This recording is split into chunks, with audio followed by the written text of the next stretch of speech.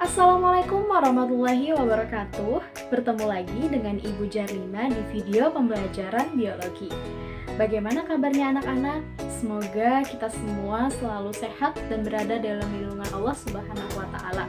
Terus semangat walaupun di kondisi daring seperti ini. Sebelum kita memulai kegiatan pembelajaran, alangkah lebih baiknya untuk kita berdoa terlebih dahulu menurut amalan dan kepercayaan masing-masing. Berdoa dimulai.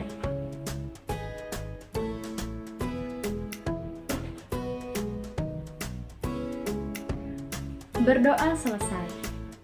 Anak-anak, untuk mengisi daftar kehadiran, kalian bisa ketikkan kata hadir pada Google Classroom. Anak-anak ibu sekalian, kalau di video pembelajaran sebelumnya kita telah belajar tentang ciri dan juga struktur tubuh virus, maka di video pembelajaran kali ini kita akan mengenal lebih dalam lagi tentang virus, yaitu tentang bagaimana sebenarnya proses reproduksi yang dilakukan oleh virus. Di video pembelajaran kali ini, tujuan pembelajaran yang ingin dicapai adalah pertama, peserta didik mampu untuk menjelaskan tahap-tahap replikasi virus, baik itu litik ataupun lisogenik. Yang kedua, peserta didik mampu untuk membandingkan tahap reproduksi virus, baik secara litik maupun secara lisogenik. Namun, sebelum itu, kalian bisa saksikan video berikut ini.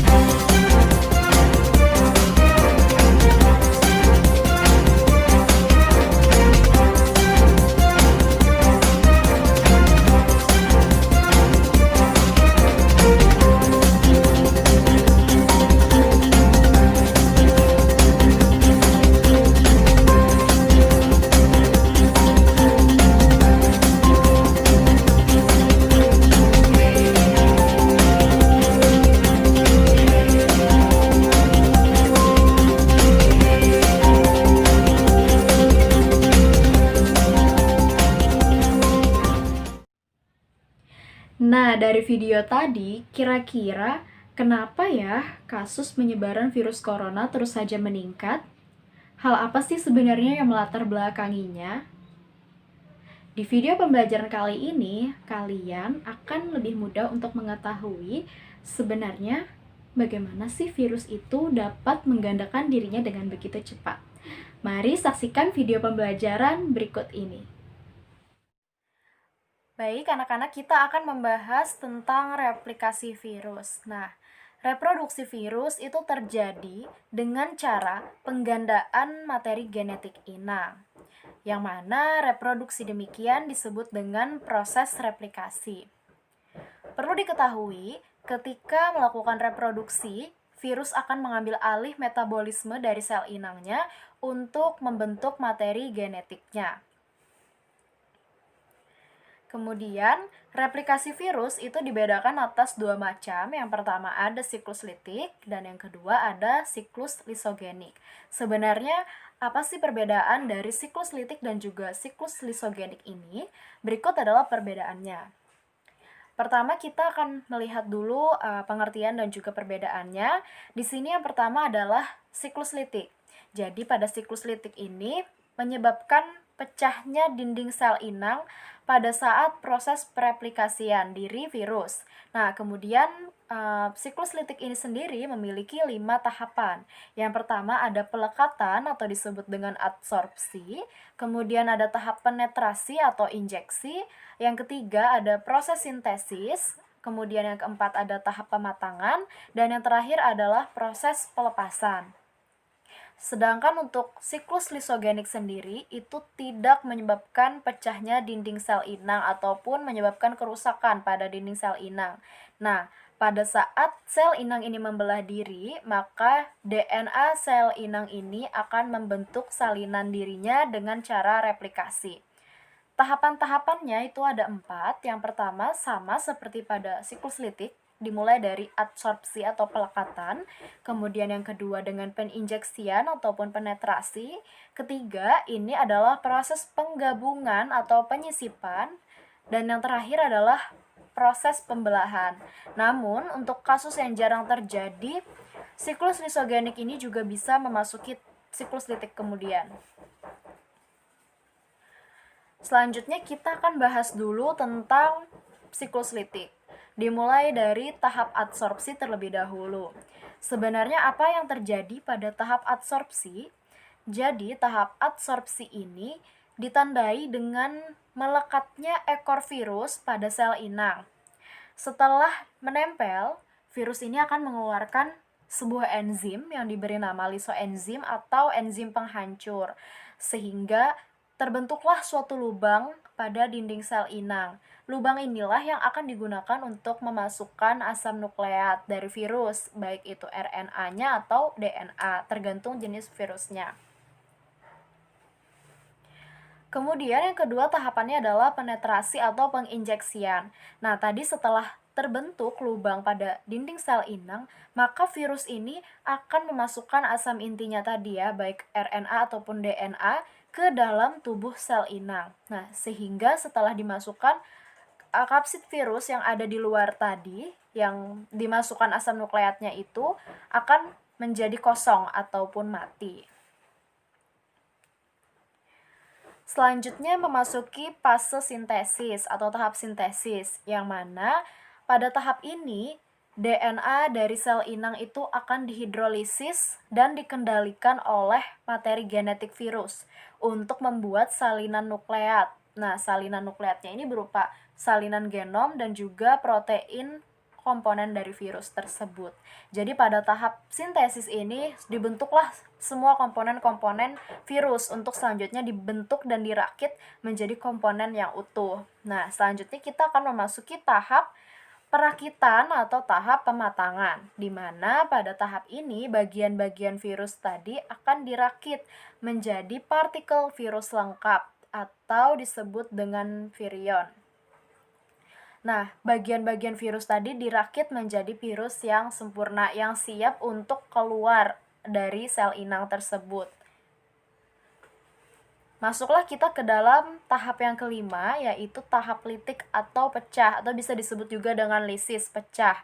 Nah, pada tahap lisis ini sendiri, virus akan menghancurkan dinding sel. Dinding sel inang ini akan dihancurkan lagi oleh virus ini. Nah, bagaimana sebenarnya cara dia untuk menghancurkannya?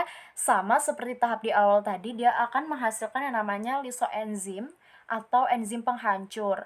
Dan akhirnya virus-virus ini akan keluarnya virus ini dia akan mencari sel inang yang baru untuk selanjutnya melakukan siklus litik lagi. Nah, kemudian kita akan memasuki yang namanya siklus lisogenik. Tadi kan sudah Ibu katakan kalau untuk lisogenik dan litik itu memiliki beberapa perbedaan. Nah, tapi untuk tahap awal itu sama seperti yang ini. Pada tahap awal itu dimulai juga dengan yang namanya adsorpsi terlebih dahulu atau pelekatan. Nah, yang mana kalau untuk tahap pelekatan sama seperti fase litik tadi itu ditandai dengan melekat dulu ekor virus ini pada sel inang. Kemudian setelah melekat dia akan menempel dan virus ini sama akan mengeluarkan enzim yang disebut dengan lisoenzim sehingga terbentuk lubang pada dinding sel inang dan selanjutnya akan dimasukkanlah suatu asam nukleat itu.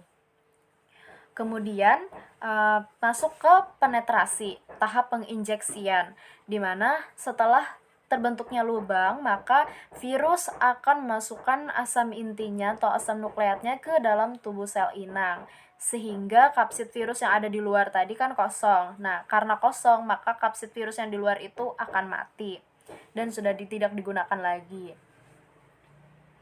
Perbedaan dari lisogenik dan juga litik adalah pada tahap yang ketiga. Kalau pada tahap litik itu terjadi proses sintesis, sedangkan untuk fase lisogenik itu terjadi penggabungan atau penyisipan, yang mana DNA virus itu akan menyisip ke dalam kromosom bakteri. Karena dia telah menyisip ke dalam kromosom bakteri sehingga terjadi percampuran antara DNA virus dan juga kromosom dari bakteri. yang kemudian akan memasuki tahap pembelahan. Nah, di sini dijelaskan bahwa setelah menyisip, DNA virus yang tidak aktif ini tadi disebut dengan profek. Nah, kemudian kromosom sel inang atau kromosom bakteri, karena contohnya kita di sini pakai bakteri, yang telah tersisipi tadi akan mereplikasi terus-menerus selama adanya pembelahan. Jadi pada fase ini akan terjadi pembelahan terus-menerus, tapi pembelahannya itu adalah pembelahan yang sudah tercampur antara DNA virus dan juga kromosom dari sel inang. Untuk kasus yang jarang terjadi, biasanya profek ini atau DNA virus yang sudah tidak aktif ini biasanya dia akan keluar lagi dari kromosom dan akan membentuk suatu siklus baru, yaitu siklus litik lagi. Namun kasus tersebut jarang sekali terjadi.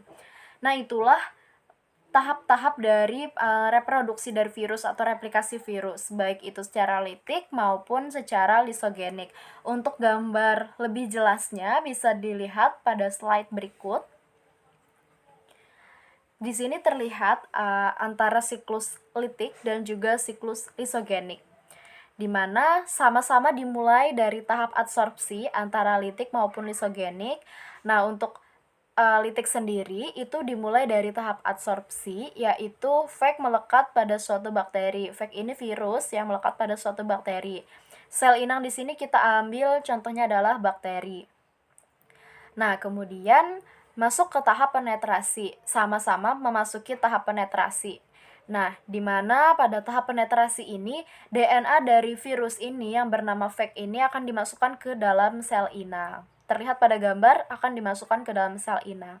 Nah, bedanya kalau misalnya pada tahap litik ini, setelah pada tahap penetrasi, maka akan terjadi replikasi dan sintesis, yakni sel membuat komponen-komponen virus. Terlihat pada gambar, terjadi proses pembuatan salinan virus ya. Kemudian dilanjutkan dengan tahap pematangan seperti yang sudah dijelaskan tadi. Di sini terlihat gambar bahwa sel inang atau sel dari bakteri itu pecah dan virus-virusnya keluar. Keluar virus ini itu tadi sudah sebelumnya terbentuk partikel-partikel yang utuh, partikel virus yang utuh yang lengkap, yang kemudian nanti dia akan mencari sel inang baru, melakukan proses litik lagi. Begitu terus sampai sel inang tersebut mati. Nah, namun ini akan berbeda dengan fase lisogenik atau siklus lisogenik, di mana setelah dari tahap penetrasi seperti gambar yang nomor 2, setelah dari tahap penetrasi ini akan masuk ke dalam fase penyisipan, di mana DNA fag atau DNA virus itu akan disisipkan pada kromosom sel bakteri. Seperti terlihat pada gambar 3 yang sebelah kanan. Nah, itu DNA-nya disisipkan ke kromosom, sehingga terbentuklah yang namanya profag, yang gabungan dari DNA virus dan juga kromosom bakteri atau sel inang. Setelah itu terjadi proses pembelahan, yang mana kromosom yang telah tersisipi profag tadi, dia akan mengadakan replikasi. Replikasinya ini akan terjadi terus-menerus selama adanya pembelahan sel. Nah, sebenarnya hanya sampai situ. Tapi pada kasus yang jarang terjadi, profag ini dapat memisahkan diri dari kromosom sel bakteri. Dan kemudian dia juga bisa memasuki siklus litik yang baru atau memasuki siklus litik lagi.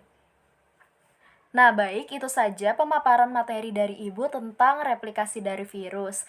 Kalian juga bisa cari referensi-referensi yang lebih lengkap, baik itu dari buku biologi yang kalian miliki ataupun dari literatur internet, di mana kalian bisa membandingkan dan juga menganalisis lebih dalam sebenarnya bagaimana proses replikasi dari virus ini sendiri. Nah, bagaimana anak-anak sudah lebih paham bukan tentang bagaimana cara virus itu untuk melakukan reproduksi? Sehingga kesimpulan pembelajaran pada hari ini yang pertama, reproduksi virus itu terjadi dengan cara penggandaan materi genetik inang. Yang kedua, reproduksi virus terjadi dua macam, ada siklus litik dan juga siklus lisogenik. Jika pada siklus litik itu terjadi pecahnya sel inang, kemudian pada siklus lisogenik tidak terjadi pecahnya dinding sel inang. Semoga pembelajaran pada hari ini menjadi berkah untuk kita semua. Kurang lebihnya Ibu mohon maaf. Wassalamualaikum warahmatullahi wabarakatuh.